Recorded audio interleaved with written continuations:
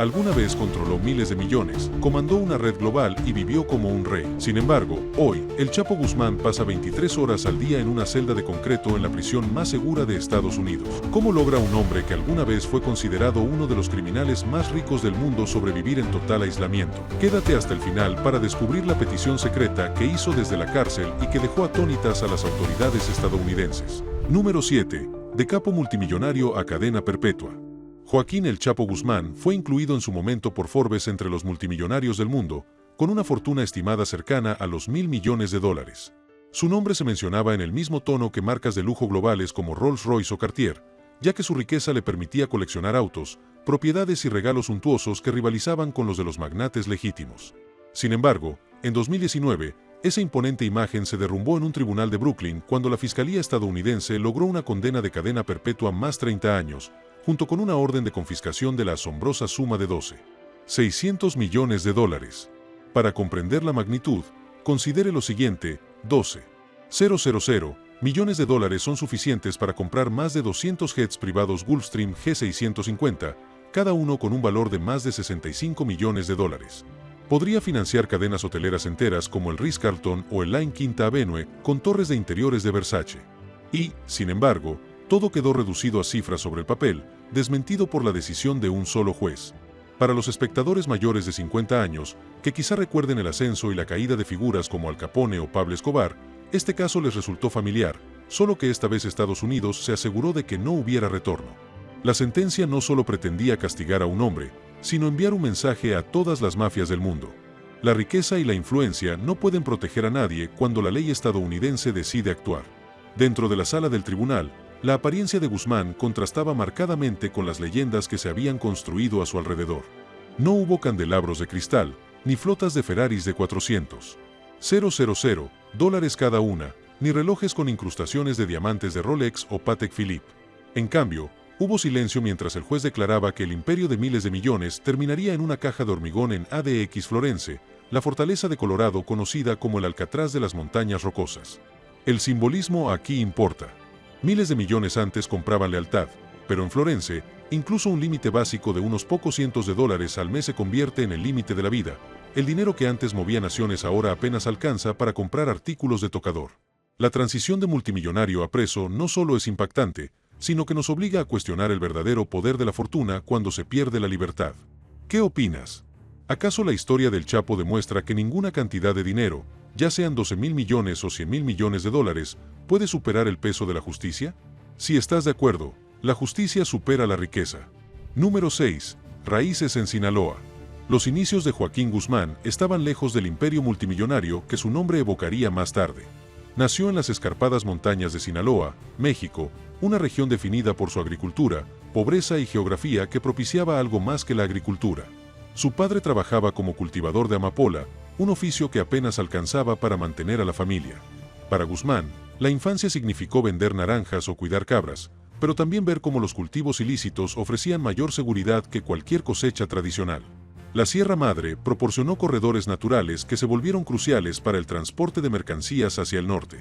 Estos mismos caminos se convirtieron posteriormente en rutas estratégicas para el contrabando, conectando aldeas remotas con los enormes mercados de consumo al otro lado de la frontera. La geografía hizo de Sinaloa un lugar único. El mismo aislamiento que mantuvo a su gente en la pobreza también creó la cobertura perfecta para construir redes de contrabando.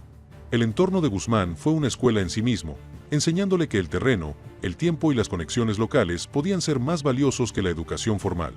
Al mismo tiempo, presenció un contraste evidente. Las pequeñas comunidades rurales a menudo mostraban riqueza repentina junto a la pobreza. En una calle, una choza de madera sin plomería podía estar junto a una villa con pisos de mármol de Carrara que valía más de $400 por pie cuadrado, una lámpara de araña de cristal importada de Murano valorada en $80.000, o un garaje lleno de Chevrolet Suburbans y Ford Raptors con precios entre $70.000 y $100.000. Estas exhibiciones de opulencia no se limitaban a la comodidad. Eran señales de poder, respeto e influencia. La corrupción difuminaba aún más la línea entre la agricultura legítima y el tráfico organizado. La policía y los funcionarios locales a menudo estaban dispuestos a hacer la vista gorda a cambio de pagos que eclipsaban sus salarios. En su adolescencia, Guzmán ya se movía en estos círculos, ayudando a coordinar cargamentos que viajaban en convoys liderados por Cadillac Escalade o protegidos por leales que se aseguraban de que las mercancías cruzaran la frontera sin obstáculos.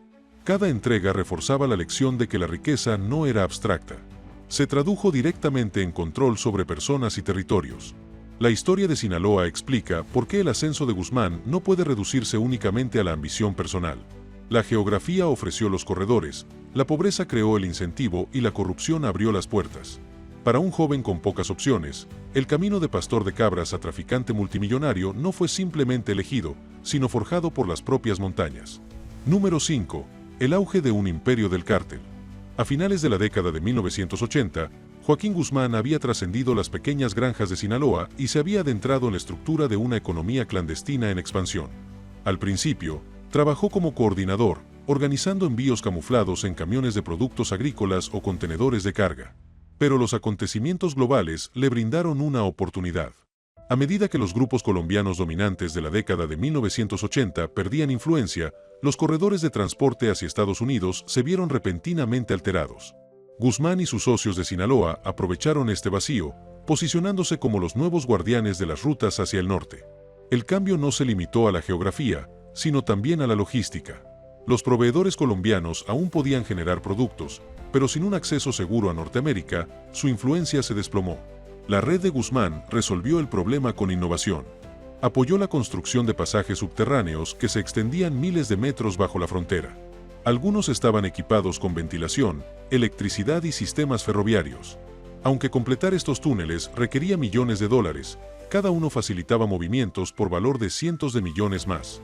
Con un transporte eficiente bajo su control, las ganancias se multiplicaron. Su nombre empezó a circular no solo en informes gubernamentales, sino también en los mercados de lujo, donde se gastaba su fortuna. Las propiedades incluían muebles Versace con precios superiores a los $30,000 por pieza. Los garajes exhibían flotas de Ferraris valoradas en $300,000 cada una. Y las camionetas Mercedes-Benz, que costaban más de $200,000, se convirtieron en símbolos de su riqueza. Además de los coches, los informes describían ranchos privados decorados con mármol importado de Italia. Lámparas de araña de Murano valoradas en $80,000, e incluso caballos raros que valen millones. Cada compra era una declaración de que su imperio rivalizaba con la grandeza de los legítimos multimillonarios. La competencia en ciudades fronterizas como Tijuana y Ciudad Juárez era feroz. La organización de Guzmán maniobraba estratégicamente para asegurar su influencia en estas plazas, puntos clave donde se intercambiaban bienes y pagos. Lo que los foráneos veían como desorden era, en realidad, un método calculado para asegurar el dominio sobre los cruces fronterizos más lucrativos. Sin embargo, su verdadera ventaja no era solo la fuerza, sino también la estructura. Guzmán empleaba contadores, abogados y gerentes de logística, lo que hacía que su grupo pareciera una corporación multinacional en lugar de una organización sin fines de lucro. Cada túnel, cada pago, cada alianza servía a un plan de negocios más amplio. Mientras otros se basaban en la extravagancia, él se centró en la eficiencia. A mediados de la década de 1990, Guzmán se había convertido en el arquitecto de una empresa multimillonaria. Las ganancias eran asombrosas, el alcance internacional y las bases de una de las organizaciones clandestinas más poderosas de la época estaban firmemente establecidas. Número 3. Violencia y poder. A mediados de la década de 1990, el ascenso de Joaquín Guzmán dejó de ser un ascenso silencioso.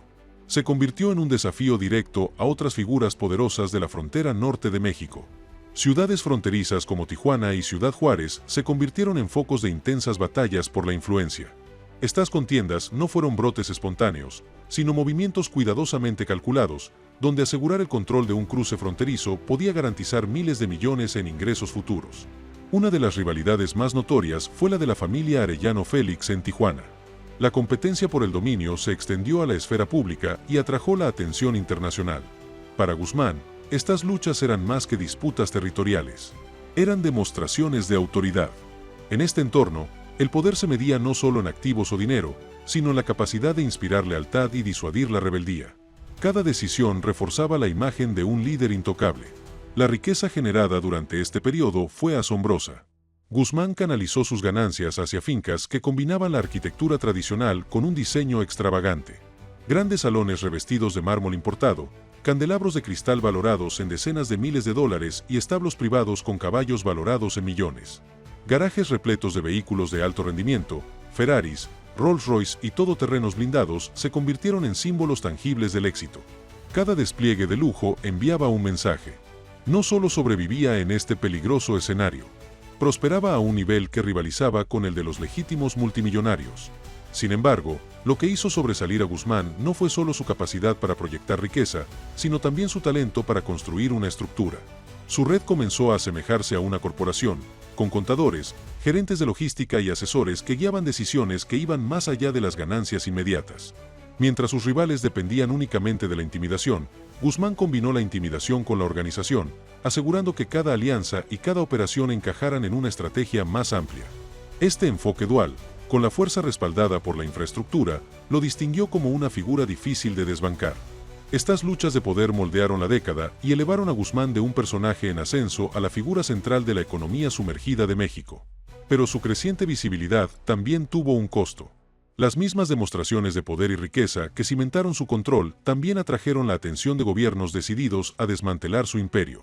El escenario estaba listo para un nuevo capítulo, uno en el que la presión internacional se volvería tan formidable como la de cualquier rival al que se hubiera enfrentado antes. Número 2.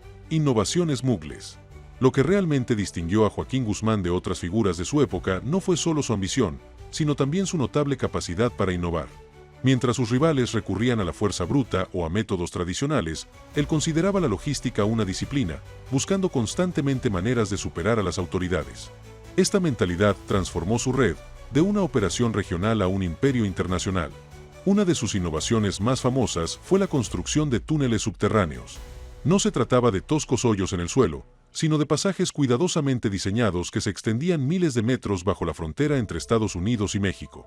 Algunos contaban con iluminación eléctrica, ventilación e incluso vías férreas para transportar mercancías con mayor eficiencia. Construir un solo túnel podía costar varios millones de dólares. Sin embargo, el retorno de la inversión fue extraordinario, pues cada paso facilitaba envíos por valor de cientos de millones. Los túneles se convirtieron en símbolos de ingenio, comparándolos con la compleja infraestructura de las corporaciones legítimas. Pero Guzmán no se detuvo ahí. Se expandió hacia técnicas creativas de ocultación que difuminaban la línea entre el comercio ordinario y el transporte clandestino. La carga se ocultaba en camiones refrigerados, se sellaba dentro de extintores o se camuflaba dentro de cargamentos de productos agrícolas.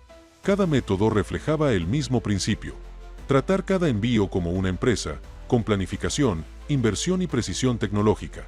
Esta innovación incesante hizo que sus operaciones fueran casi imposibles de predecir, manteniendo a las agencias de seguridad en una constante lucha por ponerse al día. Las ganancias de estas estrategias fueron asombrosas. A mediados de la década de 1990, Guzmán generaba ingresos comparables a los de las multinacionales. Los informes estimaban que miles de millones fluían por sus canales, suficientes para financiar un estilo de vida que incluía jets privados valorados en más de 65 millones de dólares cada uno, lujosas residencias adornadas con mármol italiano a $400 el pie cuadrado y una colección de coches que abarcaba desde Ferraris valorados en $300,000 hasta Rolls-Royce Phantoms valorados en $450,000. Estas compras no eran simplemente un capricho. Eran el resultado visible de un sistema diseñado con la precisión de una empresa de la lista Fortune 500. El constante juego del gato y el ratón con las autoridades forjó la reputación de Guzmán. Cada vez que se descubría un túnel o se interceptaba un cargamento, parecía surgir otro método. Fue esta adaptabilidad, su capacidad para abordar el comercio ilícito como si se tratara de una empresa logística de alta tecnología, lo que le permitió mantenerse a la vanguardia durante décadas. Sin embargo, la innovación tenía un precio. Cada avance también atraía un mayor escrutinio internacional, lo que aseguraba que la visibilidad de su imperio creciera tan rápido como sus ganancias. Número 1. Fugas, corrupción y control. En 1993, Joaquín Guzmán fue capturado en Guatemala y trasladado a una prisión de máxima seguridad en México. Al principio, parecía el final de su meteórico ascenso. Sin embargo, los años siguientes revelarían no solo su determinación, sino también las vulnerabilidades de las mismas instituciones que debían contenerlo. La primera gran prueba llegó en 2001. Tras casi 8 años en prisión, logró salir de la cárcel de una manera que expuso la profundidad de la corrupción sistémica. Los informes describieron una red de funcionarios comprometidos y procedimientos deficientemente supervisados que le permitieron desaparecer de la custodia. Fue un escándalo nacional que puso de manifiesto cómo la influencia financiera podía traspasar incluso los muros más estrictos. La lección fue clara. En el México de aquella época, la riqueza y las conexiones solían tener más peso que las cerraduras y las puertas de hierro. Para Guzmán, la libertad significaba reconstruirse rápidamente. Su fortuna, interrumpida por años de confinamiento, se recuperó casi de inmediato.